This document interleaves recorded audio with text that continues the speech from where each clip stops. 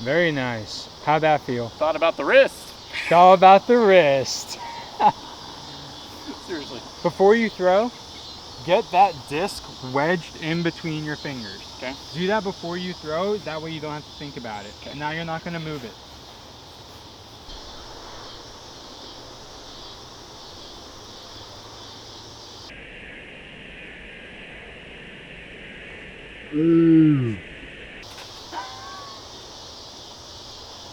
We had one of those backhand and now we got one of those forehand.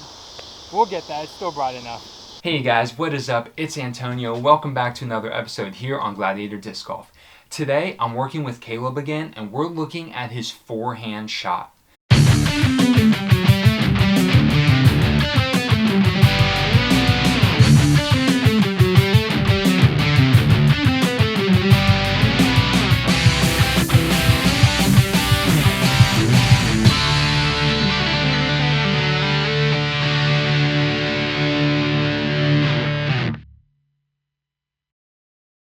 The first thing that I worked with Caleb on was getting wrist engagement.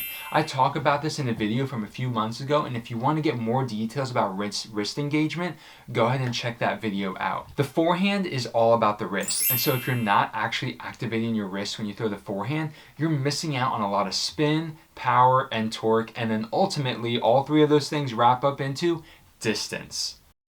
One of the keys to getting that snap is to think about propelling your wrist forward, but before you can propel it forward, making sure that it's cocked all the way back. There was really no wrist engagement. Okay. You were kind of just flinging the disc with your elbow and your shoulder. Yeah. And you use your elbow in the forehand, but you really shouldn't be using your shoulder. Okay. In fact, when you use your shoulder, that's why you're turning the disc over. Gotcha. All you have to do to get more snap on your wrist is instead of just holding it like you normally would, cock your wrist back. Okay. So if you want to take your hand and basically pretend you're carrying a tray, Yeah. that's basically what you want to do, having that kind of angle, because look at how much more rotation you can get on the disc. Right.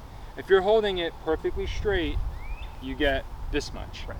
Whereas now you have a full 180 degrees. Okay. This is just 90. Okay. So in doing all this, if we're just focusing on engaging that wrist, it's going to fly a lot cleaner because we're almost, in a sense, throwing it with one joint. Okay. So if I go like this, and I'm just throwing with the wrist. Okay? Okay. Make sense? Yes. And one thing that you actually want to focus on with the forehand is, once again, getting that momentum shift, like we talked about with the backhand. Okay. You're going to have a slightly staggered stance. Your feet are going to be perpendicular. Wherever you're aiming, so if I'm aiming over here, I'm going to have my lead leg pointing that way. Okay. If I'm aiming straight ahead at the cones, I'm going to have my lead leg pointing that way. That kind of gives me direction, okay? Then your back leg is similar to the staggered stance that we have with the backhand. You need to find that comfort spot. Some people like a little more stagger. Okay. I personally don't. I prefer to just be basically about shoulder width so that I can actually rock back and forth, okay? So we talked about that, you know, right? That elbow needs to stay in your side, okay? Now we're not keeping it glued this whole way. Anytime I say this, people think it means keeping it glued all the way in. That's unrealistic, and you don't actually see anyone throwing like that. But it's this idea that you don't want your elbow popping out here, because then it takes all that spin and torque off of it and puts it on your shoulder. Okay? So think of your elbow as this pivot point almost. Okay. All right? So as you're coming through and you're powering, you're actually leading with your elbow.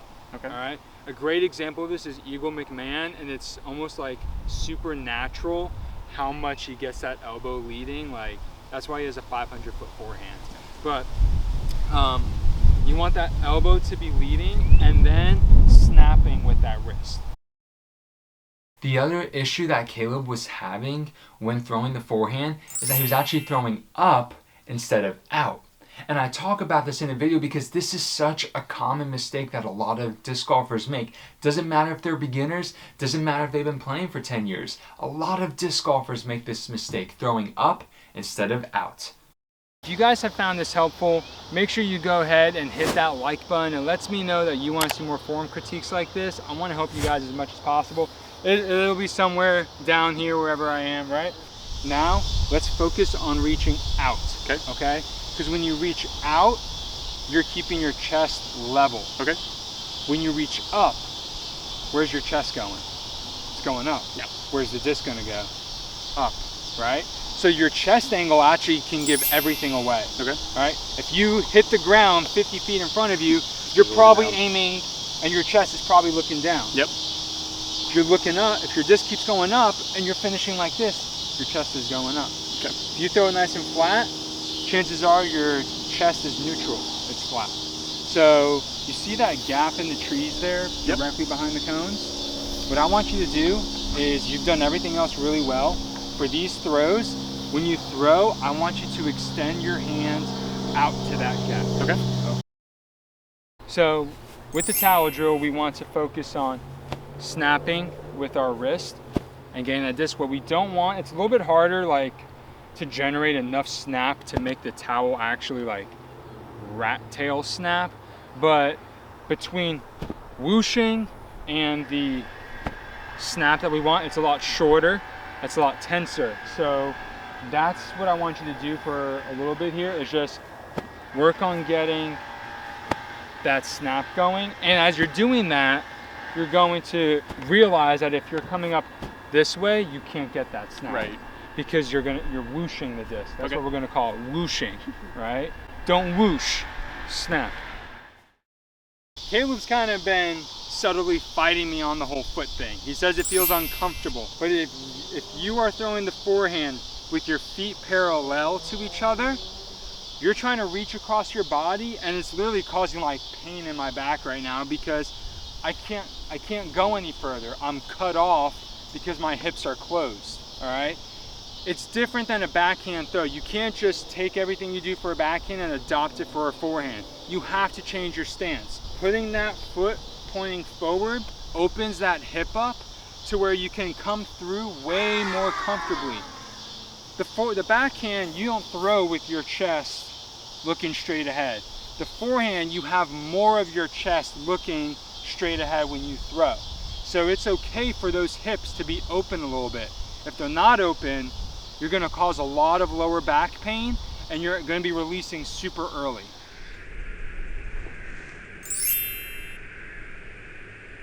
Oh, I wish I had the camera from this angle over here. He hates how right I am. Well, we learned a couple things today, all right? One is that you like throwing forehand, but you just struggle with it. It seems way more natural for you. You seem to have a better idea of what you're doing when you grab the disc. There's just been a few inconsistencies in your throw. And so what we want to focus on, body position.